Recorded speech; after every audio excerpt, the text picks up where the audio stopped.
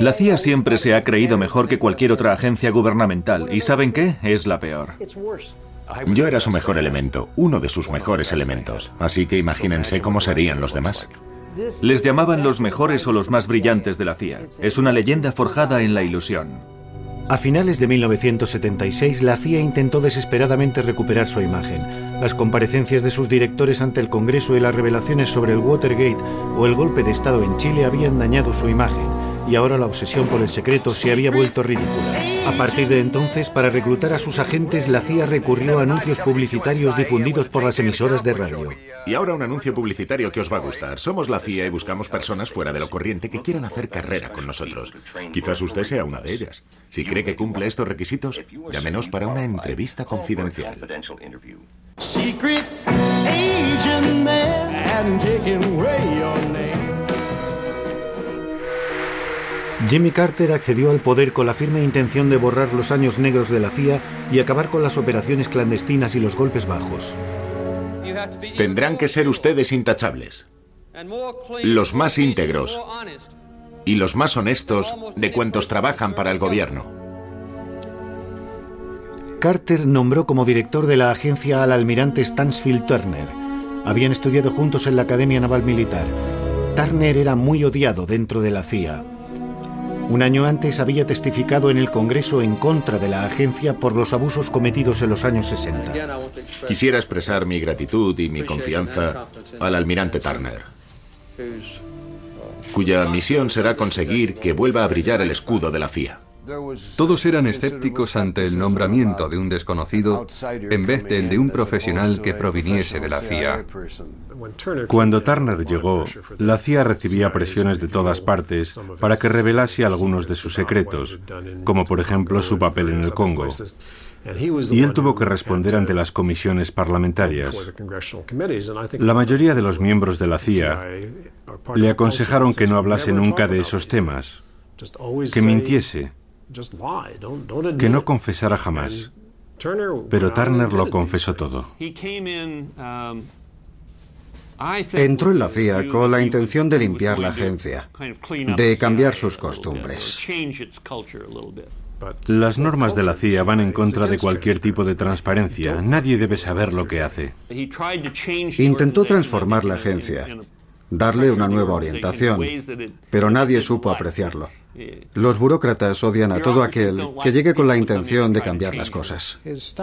Se ganó la oposición de todos los jefes de servicio por su forma de entrevistar y hablar con los funcionarios más oscuros, sin pasar por sus superiores. Este hecho ocasionó muchos problemas. No creo que a los miembros de la CIA les gustase la idea de una agencia abierta al control del público. Turner pensaba que después del caso Watergate, la CIA no podía mantener el secreto total. Stan llegó a la agencia con la impresión de que ésta gozaba de demasiada autonomía, que estaba muy compartimentada y de que no había ningún control sobre la dirección de las operaciones. Yo creo que nunca se sintió cómodo con las operaciones clandestinas. Stansfield Turner era buena persona. Tenía buenas intenciones, pero padecía la enfermedad que padecen todos los almirantes. Confiaba plenamente en la tecnología y nada en las personas. Ellos creían que alguien que viniese de fuera no sería capaz de tomar decisiones sobre los métodos de espionaje. Turner es un tipo muy raro. Es realmente raro. Es todo un caso. Stansfield Turner se hizo famoso por estar a punto de iniciar un ataque nuclear contra la Unión Soviética. Una apreciación errónea hizo creer que se habían disparado misiles en dirección a los Estados Unidos. Fue un error. Hubo un problema. Nuestros aparatos indicaban un ataque inminente. En la pantalla de un radar se puede introducir de forma artificial un mensaje que señale la llegada de un misil. Aunque las personas que controlan los radares todos los días saben cómo es. Alguien pudo equivocarse y pulsar un botón que no era, y entonces apareció la señal. Cuando algo así pasa, hablas con los responsables y les dices, no está pasando nada, ¿hemos cometido algún error? Y alguien te contesta, nos hemos equivocado de botón. Está loco. Yo creo que Turner está chiflado. Algunos pensaban que era el peor director que habíamos tenido, y otros creían que no estaba mal. En mi opinión, no fue nuestro mejor director. No creo que los años que Turner estuvo a la cabeza de la CIA puedan considerarse como una buena época, ni para el pueblo americano ni para la CIA. Le hizo más daño a la CIA que las comisiones Church y Pike juntas. Él, Schlesinger y unos pocos más consiguieron acabar con el servicio de operaciones clandestinas. Nada más llegar a la Casa Blanca, Jimmy Carter otorgó su perdón a los objetores de conciencia de la guerra de Vietnam. Después convirtió el Oriente Próximo en su máxima prioridad. Tras 15 días de negociaciones en Camp David, se firmó un tratado de paz entre Israel y Egipto. En Irán, Carter sufrió su primer fracaso, el más amargo. A mediados de agosto de 1978, la CIA proporcionó al presidente Carter unas informaciones totalmente erróneas sobre Irán, indicándole que dicho país no se encontraba en situación revolucionaria, ni siquiera prerevolucionaria.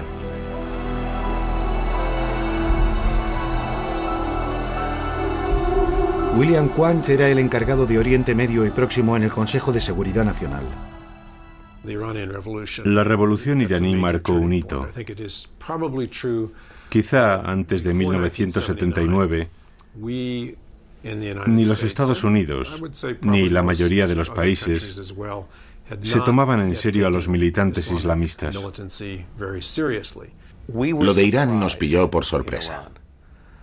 Ni el Departamento de Estado ni la CIA comprendieron que se estaba produciendo una revolución.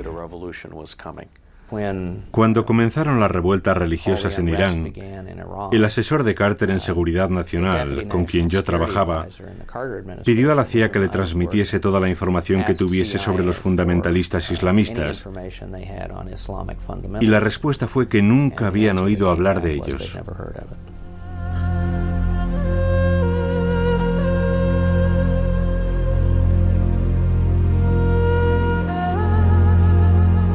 Desde su exilio en Neaufle-le-Château, en Francia, el ayatolá Jomeini llevaba meses preparando la revolución islámica y anunciaba su intención de derrocar el régimen feudal del Shah de Irán, a quien 25 años antes la CIA había instalado en el poder.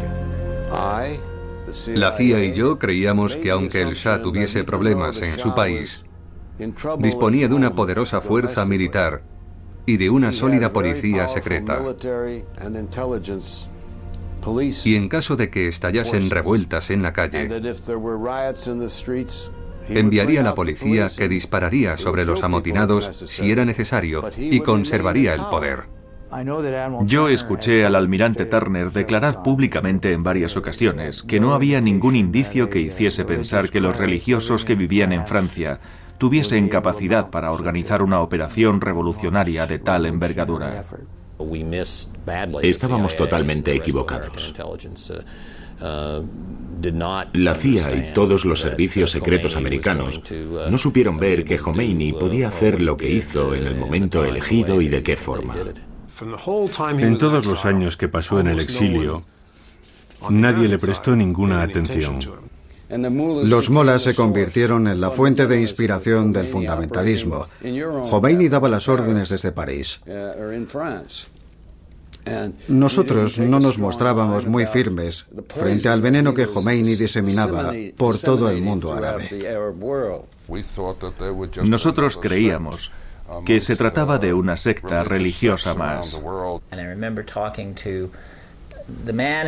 Recuerdo que hablé con el que estaba considerado como el mayor experto en Oriente Medio e Irán de todos los servicios secretos americanos.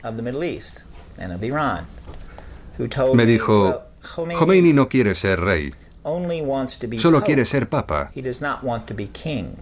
No hay que temer una revolución islamista en Irán. El Shah de Irán compartía ese punto de vista. Pensaba que los religiosos eran unos reaccionarios, anticuados, muy fáciles de manipular o comprar, y que no había que preocuparse por ellos. Los comunistas son los únicos que pueden perjudicarnos. Los demás no son tan importantes. Decía, no os preocupéis por los turbantes. Ya me encargaré yo de ellos. Sé cómo hacerlo. Es fácil. El Shah se equivocaba. Y el gobierno americano cometió el mismo error de varias formas. Irán, bajo la inspirada dirección del Shah, es un islote de estabilidad en una de las zonas más agitadas del mundo. Pasamos demasiado tiempo escuchando al Shah y a su entorno, y no el suficiente escuchando a sus opositores dentro y fuera del país. No había nadie en la embajada que hablara farsi, ni siquiera los espías. Estábamos demasiado ocupados con nuestros viajes en primera clase y nuestras cenas lujosas en la embajada con las autoridades locales que nos contaban exactamente lo que nosotros queríamos escuchar. La CIA tenía muy poco contacto con el movimiento islamista en Irán. Yo creo que el embajador había prohibido a la CIA mantener el mínimo contacto con los elementos de la oposición. Es una pena que un embajador actúe así, porque nos priva de una fuente de información muy preciada, y más aún cuando esas personas llegan al poder, porque nadie tiene ninguna relación con ellos. Son cosas que pasan, errores que se cometen. Si el gobierno americano no solo apoya una dictadura que oprime a su pueblo, sino que además prohíbe a la CIA que hable con los opositores, yo tengo derecho a hacerme la siguiente pregunta. ¿De qué sirve tener espías si no pueden tener contactos secretos con la oposición sin que lo sepa el gobierno? El embajador de Estados Unidos en Teherán era Richard Helms, exdirector de la CIA destituido por Nixon por negarse a mentir sobre el Watergate. Después de haber participado en el golpe de Estado de 1953 para derrocar a Mossadegh, se hizo íntimo del Shah y formó y adiestró a su policía secreta. Fue nombrado embajador en Irán justo después del escándalo Watergate. Fue embajador en los últimos días del Shah. Richard Helms le dijo al Shah que los Estados Unidos le apoyarían y le darían todo el armamento que deseara. Había una cooperación muy estrecha. Stansfield Turner y la esposa de Carter no paraban de enviar mensajes a Palacio aconsejándoles que resistiesen y cosas de ese tipo. Lo mejor habría sido decidirse en un sentido o en otro, y nosotros no lo hicimos. Jimmy Carter seguía los consejos de una persona un día y de otra diferente al día siguiente. Por eso nuestra política no tenía ningún sentido. Carter reflexionó y dijo, ya no necesito al Shah. Quise intentar acercarme a los islamistas. No sabía que el Shah estaba gravemente enfermo y, sobre todo, ya no sabía qué hacer. La CIA se enteró demasiado tarde de que el Shah estaba desahuciado por la enfermedad. Los franceses lo sabían, pero la CIA no estaba al corriente. Los franceses provocaron nuestro error porque no quisieron revelarnos que el Shah estaba desahuciado. Nosotros sabíamos que había un problema, pero como lo subestimamos, no supimos prever la caída del Shah. No previmos el regreso de Khomeini y mucho menos la acogida que tuvo. El ayatolá Khomeini regresó a Irán. El Shah, abandonado por Estados Unidos, exiliado, luchaba contra un cáncer en un hospital neoyorquino. Richard Helms le visitó unos días antes de su muerte. Fui a verle a un hospital de Nueva York, en donde seguía un tratamiento contra el cáncer. Y lo primero que me dijo fue, ¿por qué me habéis hecho esto? La situación del Shah no tenía remedio. En un momento dado, los Estados Unidos se vieron obligados a enfrentarse a las cosas. No se puede mantener un caso sin esperanza indefinidamente. La política de nuestro gobierno no es la de intervenir en los asuntos internos de otros países y determinar quién debe ser su dirigente. Va en contra de la filosofía del pueblo americano. Intentamos hacerlo una vez en Vietnam y fue un fracaso lamentable. No creo que ningún responsable de este país quiera imponer algo así en otro país, especialmente en Irán. Carter era una mezcla sorprendente de firmeza e ingenuidad. Era casi un paranoico. Un ejemplo de ello es que hasta la invasión de Afganistán por los soviéticos no comprendió cómo había que negociar con la URSS.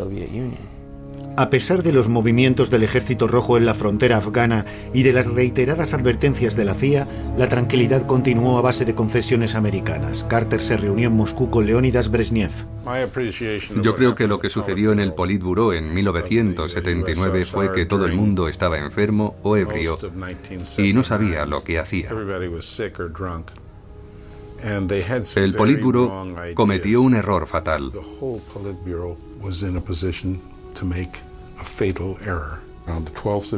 Y el 12 de diciembre se firmó el documento que autorizaba la intervención en Afganistán. Nos preparamos para la invasión, hicimos saber que las tropas estaban listas, pero pensábamos que no iban a invadir Afganistán. La administración no lo creyó, y eso que sabía que la URSS tenía capacidad para hacerlo y que había desplegado tropas para intervenir en cualquier momento. Entonces creíamos que los soviéticos no reunirían las fuerzas necesarias para una acción eficaz en Afganistán. Nosotros sabíamos que estaban listos para invadir Afganistán, así que no nos llevamos ninguna sorpresa, solo que pensábamos que no se atreverían a hacerlo. El presidente Carter aprendió la lección de los fallos cometidos por la CIA en la revolución iraní y puso en tela de juicio las estrategias de la agencia y sus debilidades en el campo de la información. Stansfield Turner despidió a 700 directores de departamento y oficiales de campo y empezó a desmantelar la CIA. Stansfield Turner estaba destruyendo la CIA, la iba reduciendo poco a poco. Destituyó a cientos de personas, las jubiló anticipadamente. Se deshizo de la mayoría de los agentes de campo, unas personas que eran fundamentales y que llevaban años en sus puestos. Podía hacer lo que quisiese. Destituyó a mucha gente, especialmente a los directores de operaciones. Suprimió más de 600 puestos. Sin duda fue demasiado. Desmanteló toda la infraestructura que habían tardado años en construir desde 1950. No le hizo ningún bien a la CIA y yo no creo que Stansfield Turner tuviera razón. En realidad, su apreciación del mundo quizás fuese errónea. Quizás me equivoqué, quizás tomé decisiones equivocadas. Ese es el problema. Los hombres como Stansfield Turner o Richard Helms y otros que dirigieron la CIA nunca ven más allá de sus narices. Escuchen, él solo hacía lo que le decían que hiciese. Es decir, sustituir los hombres de campo por tecnología. Le pidieron que lo hiciera. El responsable no es Stansfield Turner, sino el presidente. Cuando en diciembre de 1979 los soviéticos invadieron Afganistán, Jimmy Carter se volvió a Turner y le dijo: quiero que la CIA haga algo. Y la CIA le respondió: ¿el qué? Ya no disponemos de medios. Jimmy Carter perdió las ilusiones que había puesto en Brezhnev cuando el ejército soviético invadió Afganistán en 1979. Carter, que había subestimado las ambiciones soviéticas, vio cómo se derrumbaba su castillo de naipes y descubrió el mundo tal y como era, ni armonioso ni justo. Enseguida pidió a Stansfield Turner y a la CIA que armasen a la resistencia afgana para luchar contra la ocupación soviética. Cuando la tarde del día de Navidad de 1979 los soviéticos invadieron Afganistán, Jimmy Carter fue el más sorprendido de todos. Sentía una rabia profunda, se sentía muy desdichado. No tenía mucha experiencia con comunistas, y aunque le avisaron, aunque la agencia le advirtió de la invasión de Afganistán, le sorprendió mucho que los soviéticos se hubiesen atrevido a hacerlo. El mundo no puede tirar la toalla y permitir que la URSS cometa un acto semejante con total impunidad. Después de la escandalosa invasión de Afganistán, el presidente Carter vio a los soviéticos con otros ojos. Sin duda perdió todas sus ilusiones en la Unión Soviética, especialmente después de lo de Afganistán, que fue un duro golpe para él. Jimmy Carter estaba furioso porque siempre pensó que podría entenderse con Brezhnev. Y Brezhnev, que pensaba que Carter le permitiría actuar, invadió Afganistán y entonces Carter le dijo que no.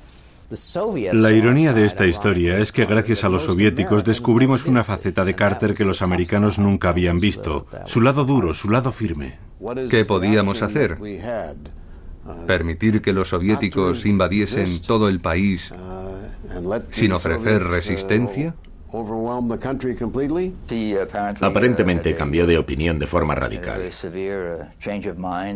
y aceptó ayudar a los mujahidines afganos proporcionándoles un armamento de vanguardia. La invasión se produjo sobre el 26 o el 27 de diciembre y las primeras armas que se enviaron a Pakistán llegaron el 30 de enero. Fue bastante rápido. Con el gobierno Carter decidimos ayudarles utilizando a la CIA. La CIA organizó una alianza clandestina muy discreta con otros países para luchar contra los soviéticos y les hicimos la vida imposible durante 10 años. Teníamos un objetivo muy claro. A partir de 1979 y a lo largo de la década de los 80 solo teníamos un objetivo: conseguir que los soviéticos abandonasen Afganistán. ¿Cómo íbamos a saber en 1979 que las personas a las que suministrábamos armas para expulsar a los soviéticos de Afganistán iban a convertirse en algo tan horrible como los talibanes? Nosotros creamos a los talibanes. Nosotros creamos ese ejército fundamentalista sin ser conscientes de lo que estábamos haciendo. No tuvimos en cuenta la mentalidad de la zona. Carter tuvo que enfrentarse a otra crisis que conmocionó a la opinión pública. Un mes antes de la invasión de Afganistán, unos estudiantes islamistas secuestraron a los empleados de la embajada americana de Teherán. El secuestro podía poner fin a las ambiciones políticas de Carter, que esperaba la reelección.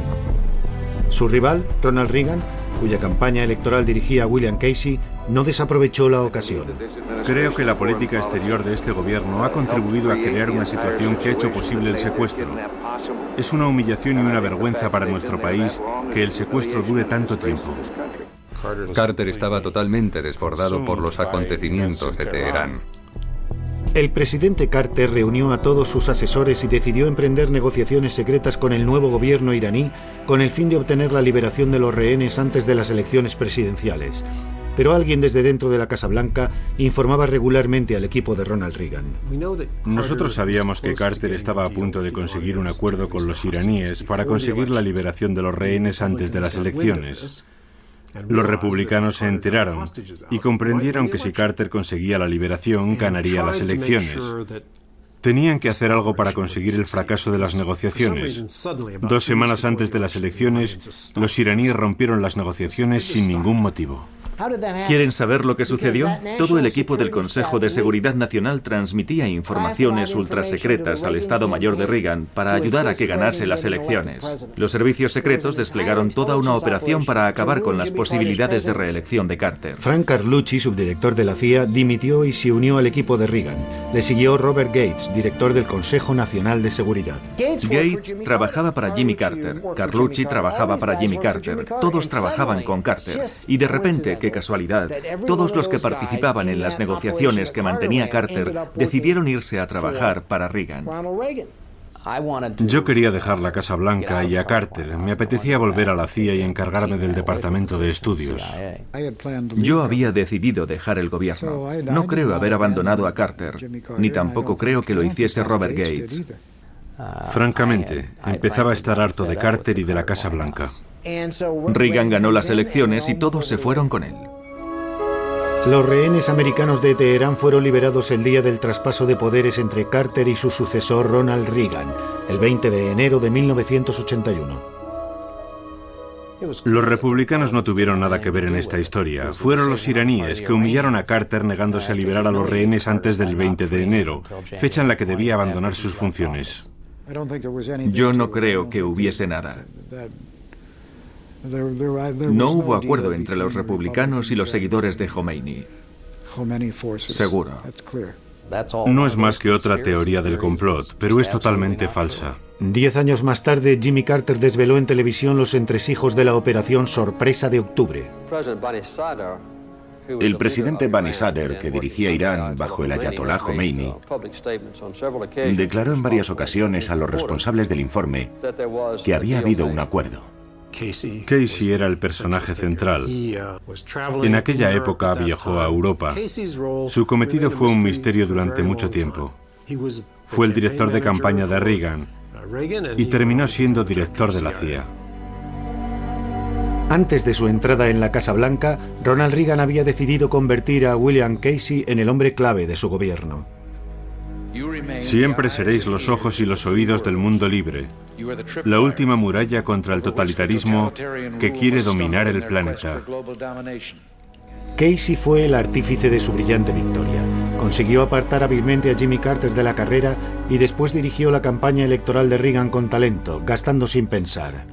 William Casey era un millonario que había hecho fortuna con sus negocios y dirigía el SEC, organismo que controla todas las operaciones de la Bolsa de Nueva York. Los conocimientos de Ronald Reagan en política exterior eran algo limitados, así que dejó a Casey las manos libres para decidir sobre nuevas orientaciones. Durante el periodo de transición, Stanfield Turner, en nombre de la CIA, informaba al futuro presidente del Estado del Mundo. Fui a informar al nuevo presidente. Creo que George Bush no estaba ahí. E hice mi informe. Empezó su exposición. Los soviéticos tenían un misil aquí, otro allí, trabajaban en la reducción del armamento. Un informe muy detallado, muy preciso. Entonces Reagan se levantó, se aflojó la corbata, se quejó del calor que hacía y preguntó si alguien quería un café.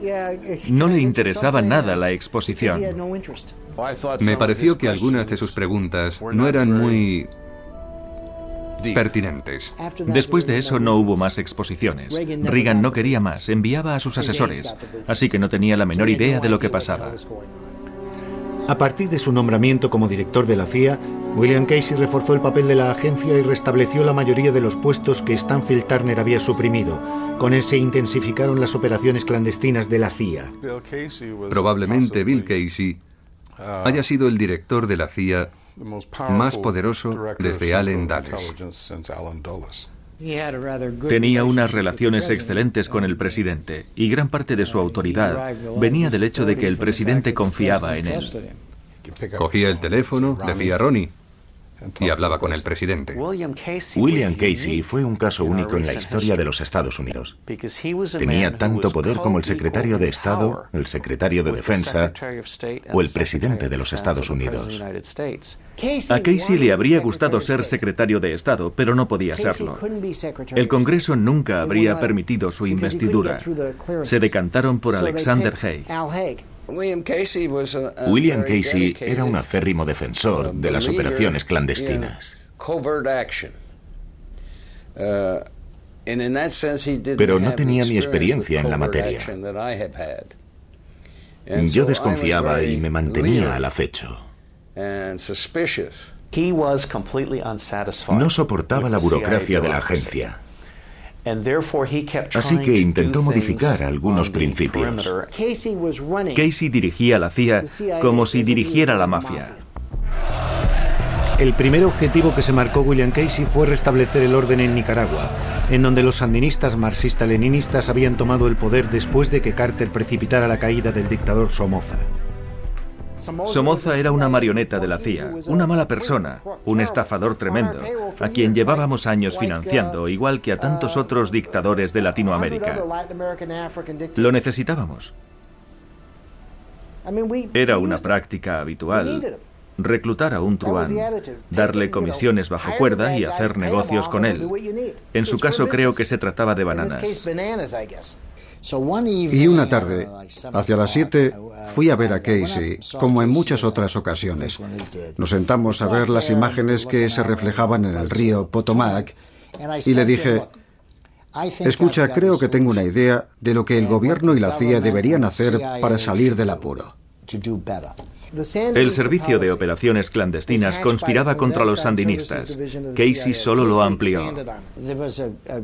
Hubo un golpe de Estado contra Allende en Chile, pero en Nicaragua no organizamos ningún golpe de Estado. Al principio colocamos a 500 personas a lo largo de la frontera entre Honduras y Nicaragua y organizamos una operación de guerrilla dentro de Nicaragua para interceptar los envíos de armas a El Salvador o a otros lugares. A continuación, creamos un ambiente revolucionario.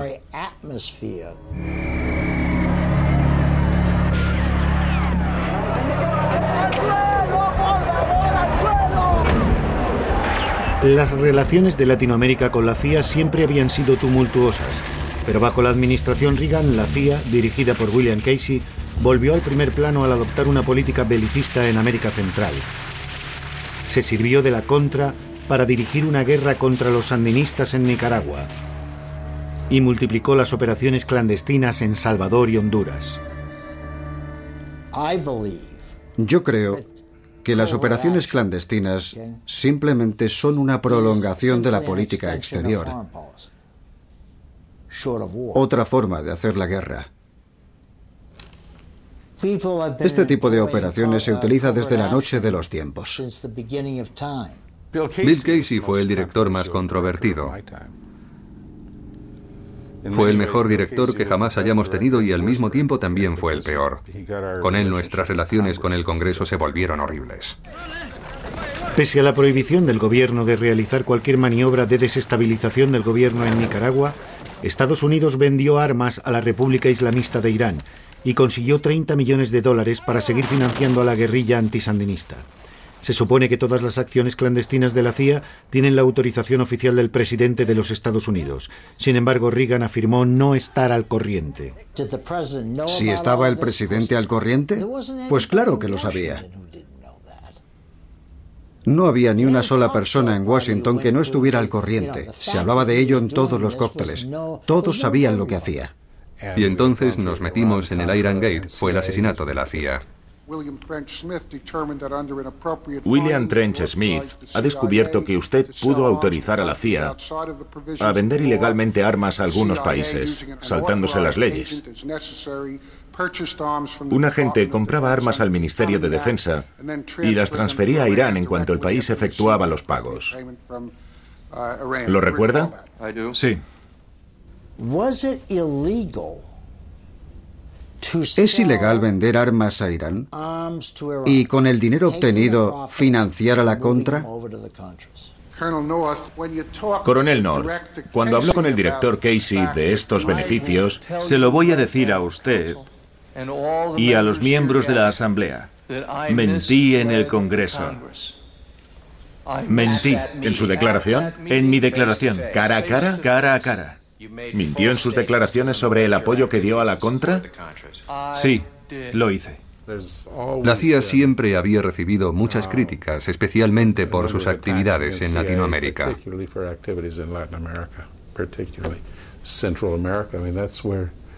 Bill Casey se encontró con serios problemas,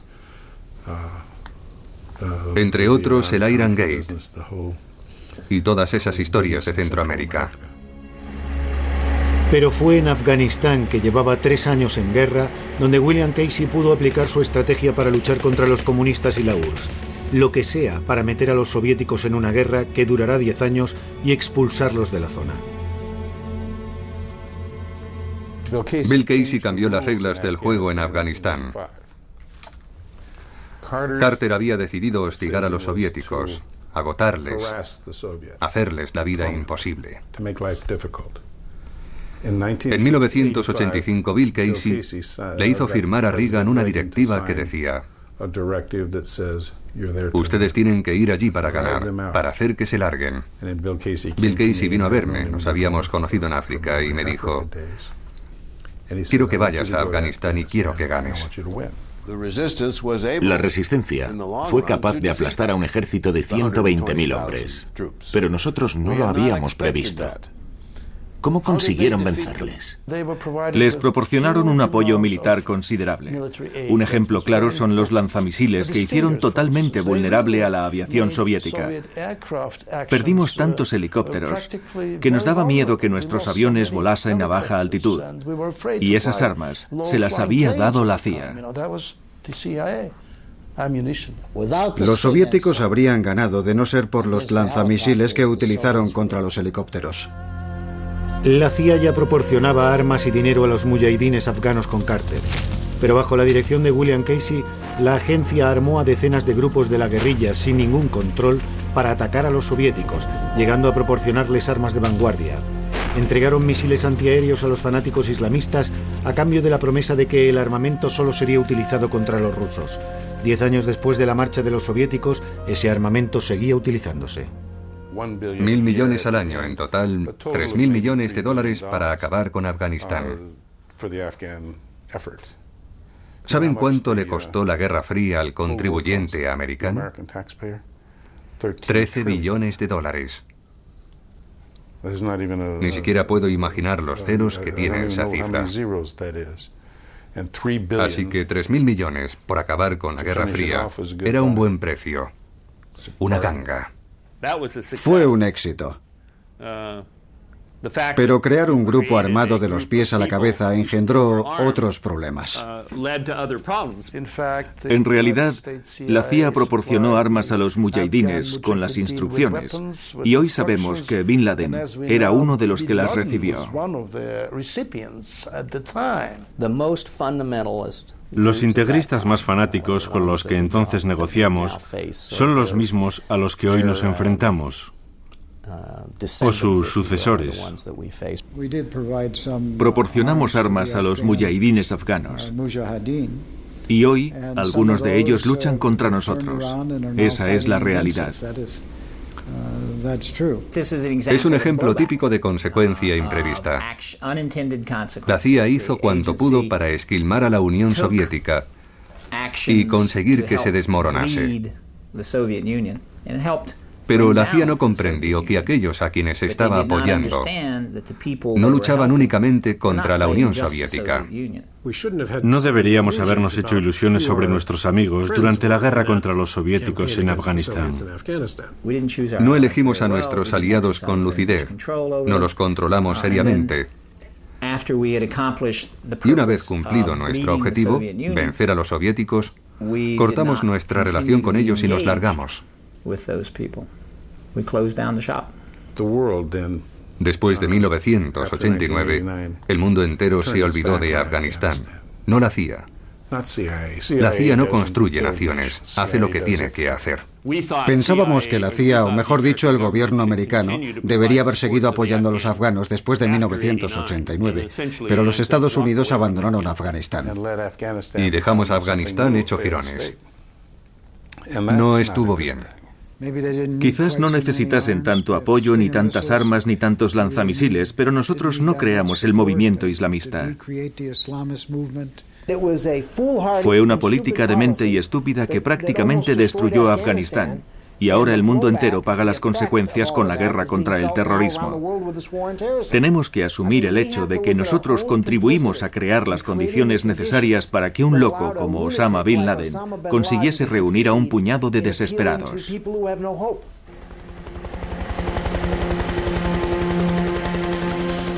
Los soviéticos se dejaron enredar en la loca carrera armamentística. 10 años de guerra en Afganistán les dejaron exhaustos. Robert Gates fue quien, desde la CIA, durante la presidencia de Reagan, exageró las informaciones sobre la potencia soviética, empujando a la Casa Blanca a la incapacidad para prever la caída de la Unión Soviética.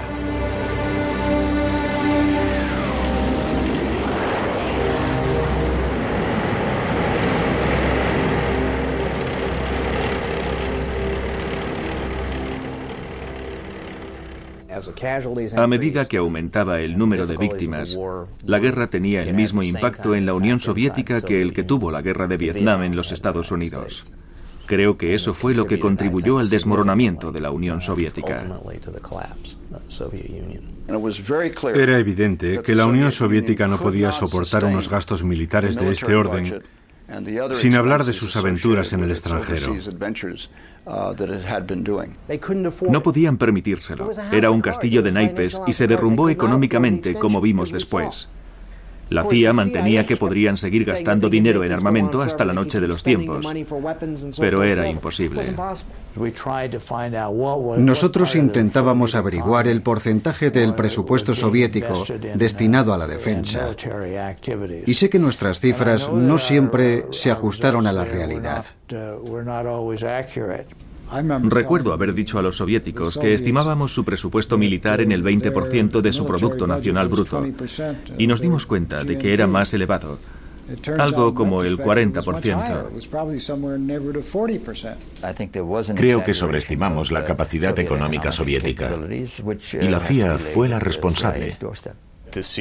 La CIA no elaboró un análisis exacto de la Unión Soviética, que realmente vivía una situación dramática.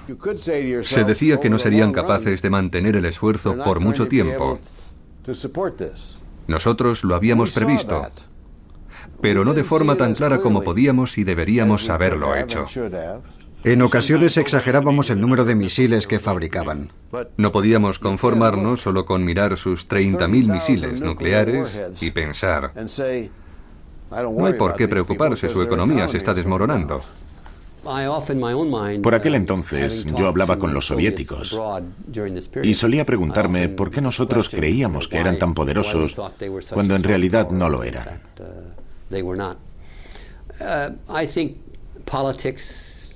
Creo que ahí entra en juego la política. El Pentágono. Necesitaban más armamento. A veces nuestras previsiones resultaban inexactas porque no entendíamos en qué dirección querían ir los soviéticos. Nosotros mandábamos nuestros bombarderos al norte de Rusia, solo para ver hasta dónde podíamos llegar. Por esta razón, la Unión Soviética decidió gastar tanto dinero en la fabricación de misiles y otros sistemas de defensa. Estados Unidos jugaba a provocar. Es una mala política, un juego de indios y vaqueros estúpido al que nunca deberíamos haber jugado. Cuando en 1986 el nuevo jefe del Kremlin, Mikhail Gorbachev, se entrevistó con Ronald Reagan, la URSS estaba al borde de la implosión. El Washington Post escribió: Robert Gates no es la clase de persona con la que apetece pasar un fin de semana. No sé por qué el Washington Post escribió eso.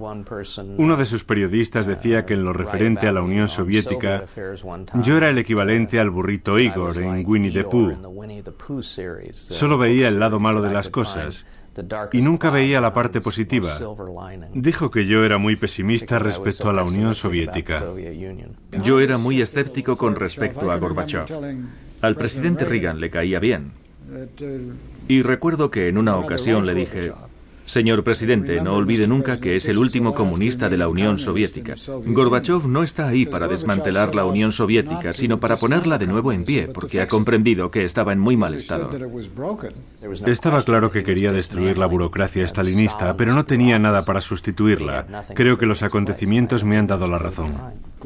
La glasnost y la perestroika se volvieron incontrolables. Yo no creo que presintiese la caída de todo el sistema. A él le habría gustado conservarlo intacto. Creo que Gorbachev decía la verdad. Y empezó en 1985-1986, justo después de tomar el poder. Creo que todos subestimamos la magnitud de los cambios políticos que iba a emprender. Un año después, en 1987, Reagan lanzó un reto a Gorbachev. Tire ese muro, señor Gorbachev.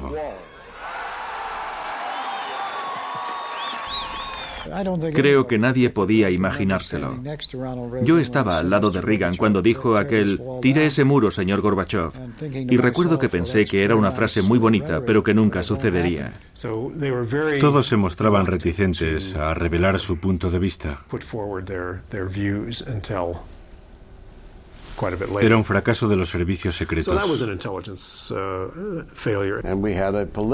Y se produjo una revolución en la Unión Soviética cuando nadie pensaba que algo así pudiera suceder.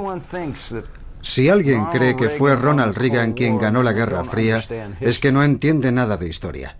La Guerra Fría no la ganaron ni Ronald Reagan ni nuestras defensas militares.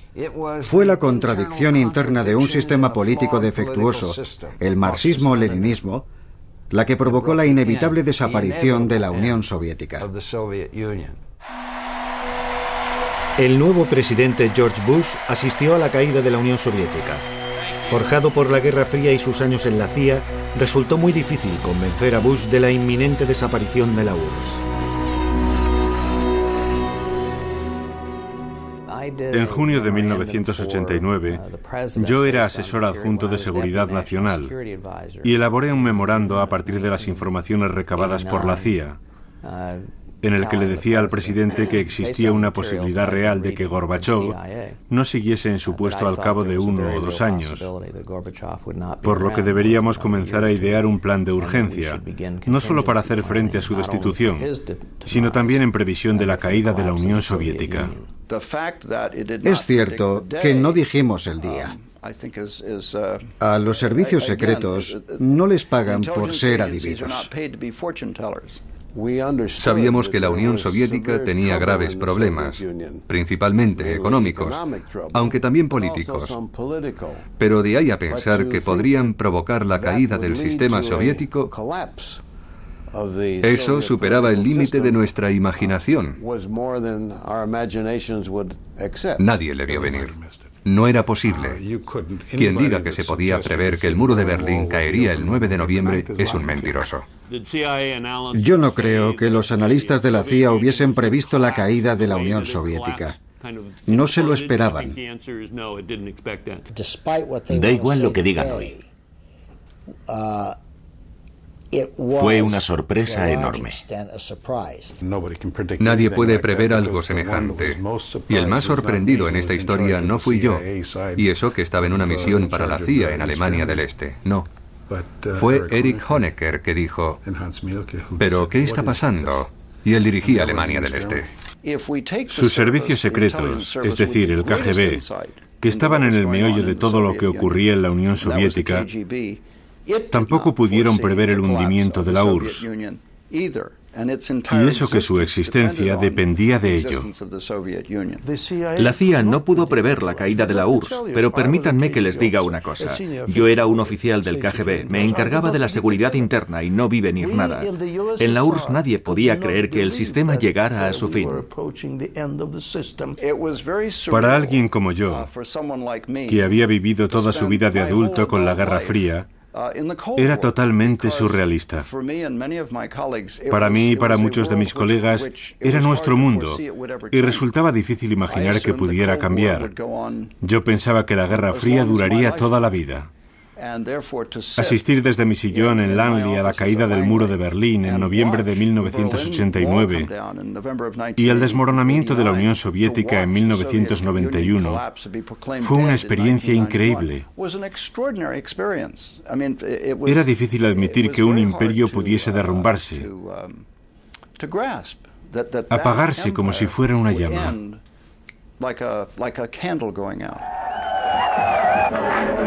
La caída del muro de Berlín en noviembre de 1989 preparó la reunificación de Alemania. Una tras otra, las antiguas democracias populares iban expulsando a los regímenes comunistas. Era el fin de la Guerra Fría.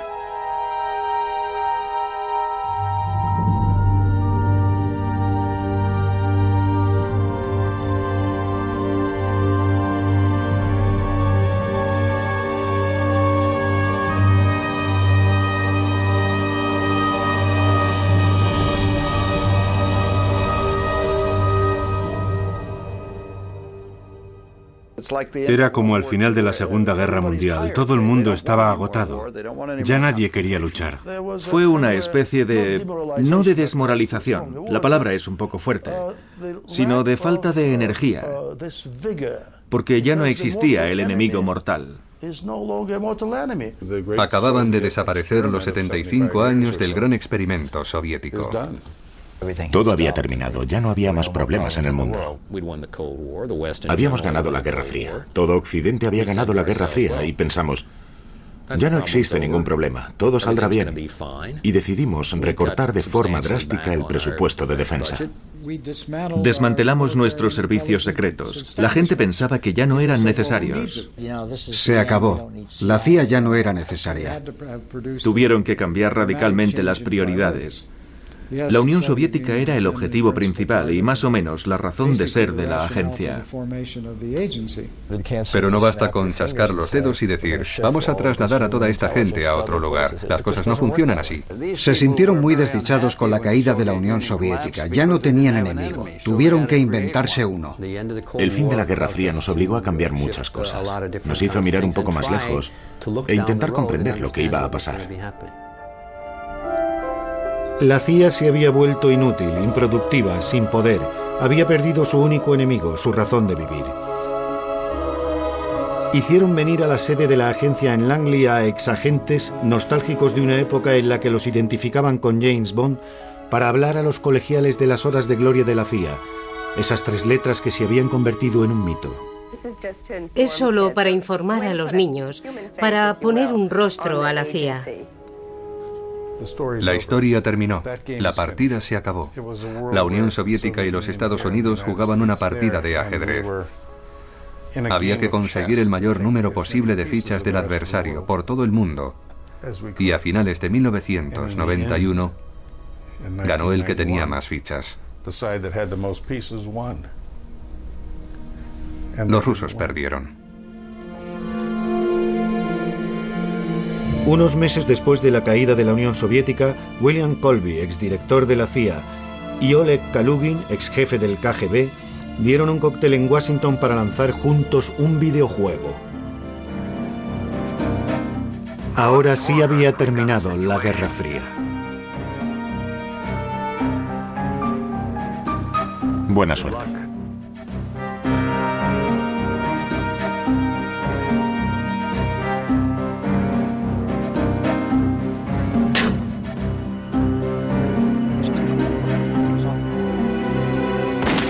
Cada vez que parece que los americanos han traspasado los límites de la estupidez, van y hacen algo más estúpido todavía.